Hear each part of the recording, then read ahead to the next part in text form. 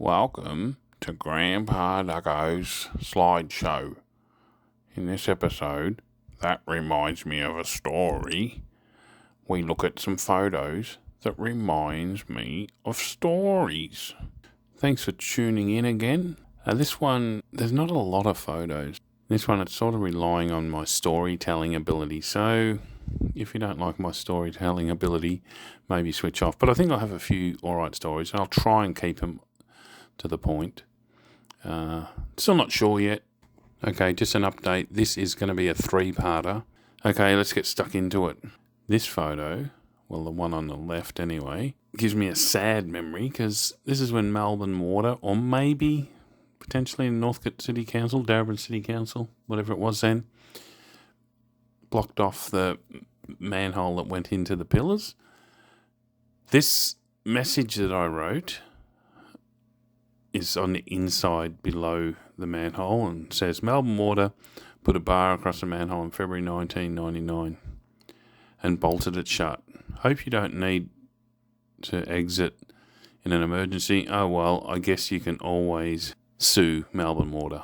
And I think it wasn't that year, but I think it was the following year when Brian McHugh and Ben Lindsay were down in the pillars and got caught in a summer storm. Definitely not saying they would have got out if the manhole wasn't bolted shut. Quite often the manhole was left off. I should show you a photo. Actually, I'll sneak one in. But you can see it's built up off the ground. It's also not in a thoroughfare. It's like a laneway, but it's not a laneway. It's just a drainage reserve. Not saying you should leave the manhole off, but I'm just saying that some people did leave it off because it was in a safe spot. The pillars never used to have those big grills there. Sometimes you go up there and it'd be like, oh cool, the manhole's off. Let in a lot more light and a bit of fresh air and all that. We always put it back on. But yeah, it was easy to get off, which is why they bolted it shut. So yeah, it makes you wonder, is there a slight chance, obviously more of a chance that they would have got out and survived? Personally, I reckon they wouldn't have because they were on a couch in the middle, the pillars, and the water started going up and they ended up hanging on the grill before they got washed away. Ben survived, Brian sadly didn't. If the manhole was open, they would have had to cross one of the channels of water. So they might have done it if the manhole was off. It definitely would have increased their chances. So, it's a bit of a screw you, Melbourne Water. For those that don't know, Brian, who called himself Bob, is not Bob of the Cave Clan, but he wanted to join the Cave Clan and was going to join the Cave Clan as soon as he was 18, but got washed away. I think his body ended up being found on Christmas Eve. This photo. So what happened is, because I was doing all these photo montage things, I saved all these photos as I was doing it. But these are ones that over the years, when I do go through my photos for some reason, like I have recently, they always remind me of certain things. This one is a drain in Frankston, which we never counted. It looks like a decent size, but I don't think it does much. But you can see down in the corner, there's a dog there.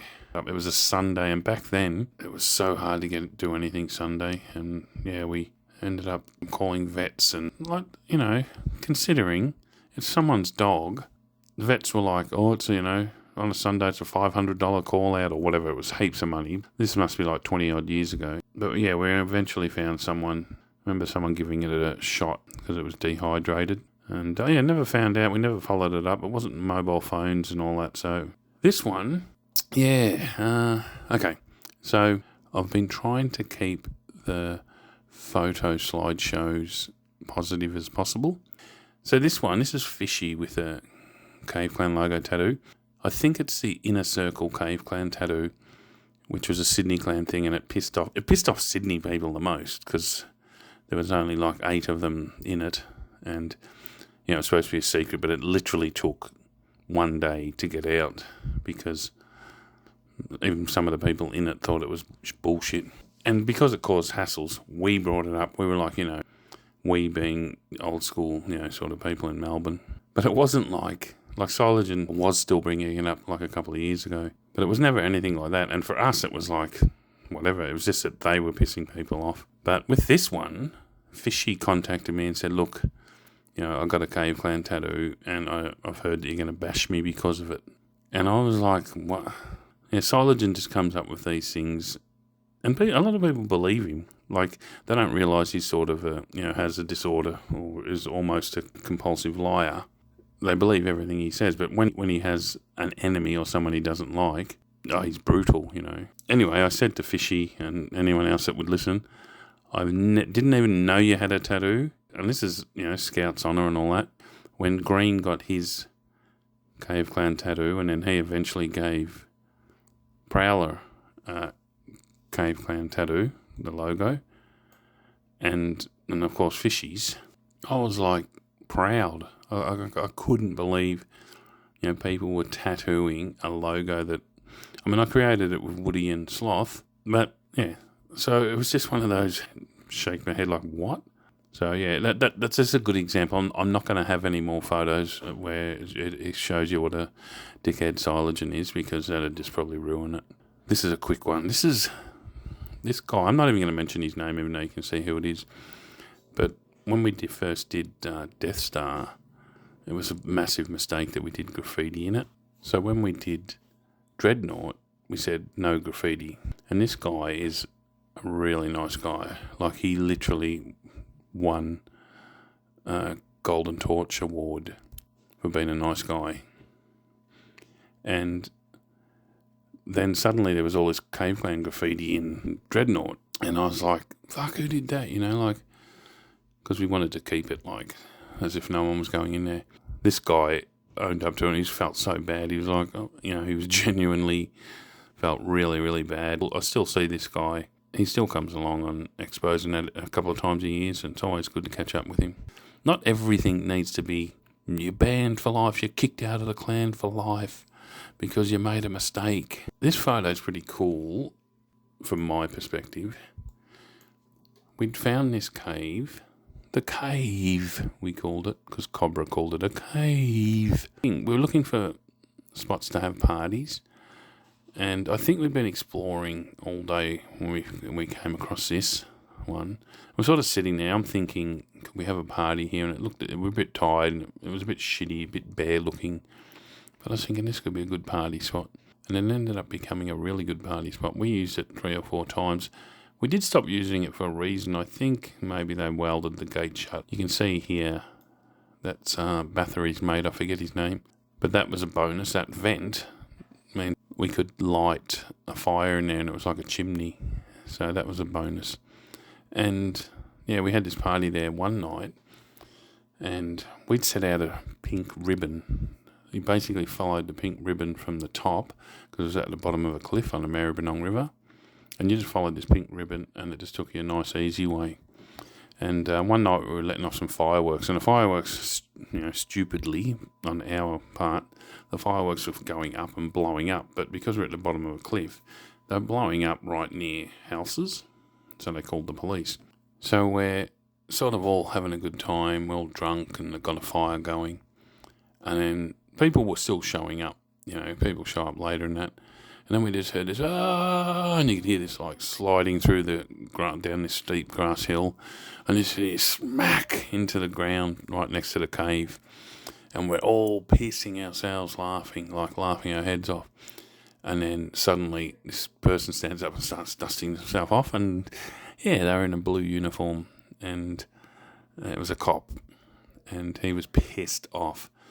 Anyway, then another person came walking along just at the same time, and he was a chirpy, higher up. I think he was like, the sergeant or something was on duty that night. Someone, maybe not the sergeant, but he was obviously a higher up cop. He did all the talking, and the other cop was like, but he goes, what'd you go that way for? I just followed the nice pink ribbon they'd left out for us. There's one of the only photos of Favreau outside the cave. That's him, top left-hand corner with the grey pants and a black jacket. He's bending over, looking back over his shoulder. He hated photos being taken of himself. The Bogans in the middle, I got a feeling a few of them crashed it. I just like this one. This is one of the first Cave Clan photos. I can tell because it's on a Polaroid, and I'm wearing a America's Cup Australia shirt, and it's one of the first photos of Cave Clan graffiti. You can see Sloth standing above the Cave Clan graffiti. This photo and the couple following, so you've heard the story and it's out there about where we nearly got washed out a forgotten drain. Or it would have just changed. The Cave Clan wouldn't have existed if we got caught in a flood. You can see us out the front there, all smiles. And then we just start to pack up, get ready to go in. And here we are, all heading into the drain. And then, the rest is history. We all got out. The drain flooded. We all got out through manholes. Some doubled back. It was just we didn't know where each other were because we had no mobile phones. It took us like a week. And it took us about 3 or 4 days to work out that everyone was alive.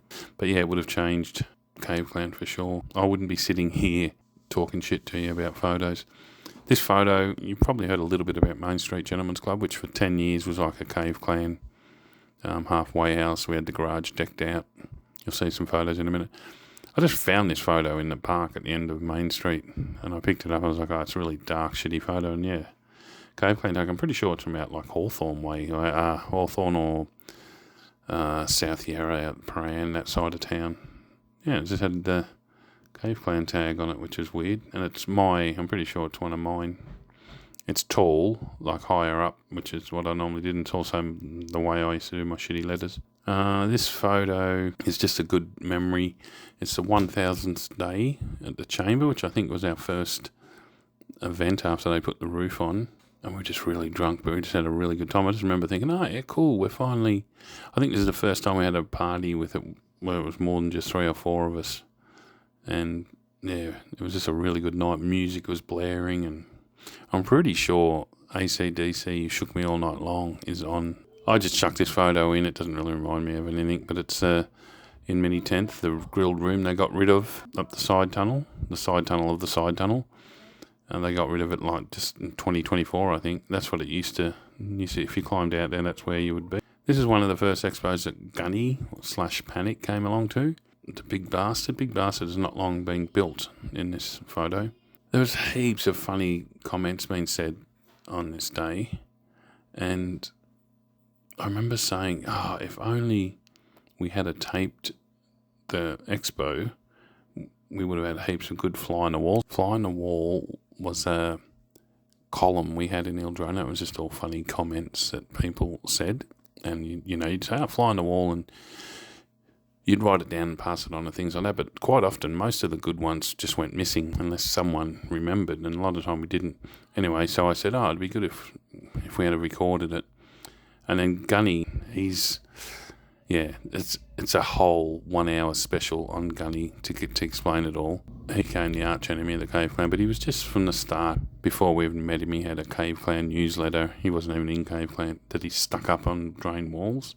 Anyway, he just goes, I'm like, it'd be good if we had this recorded. Suddenly he just pulls a little dictaphone out of his pocket. And he's like, well, actually, I recorded the whole thing. Hadn't told anyone. The only reason he owned up to it was because the guy always was like after, needed his ego inflated or whatever. And he was like a puppy dog. He's like, I've done something good.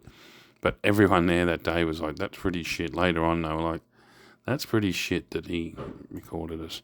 Then all the shit that went on after that. The dictaphone thing ended up being nothing compared to, I ended up in the Melbourne Magistrates Court with him trying to get an intervention order against the Cave Clan. Heaps and heaps of stuff. Like I said, it's a 1 hour special.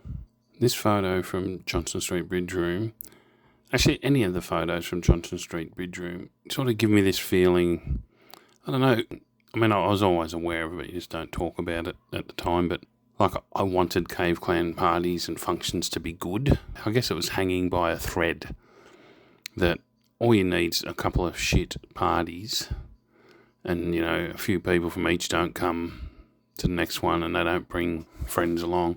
As I've said before, my goal with the Cave Clan was a social thing. The Cave Clan in Melbourne for the first 30 years, the parties were as important as the exploring. But this night, I don't know, it was the first time we'd used Johnston Street Bridge Room for a party.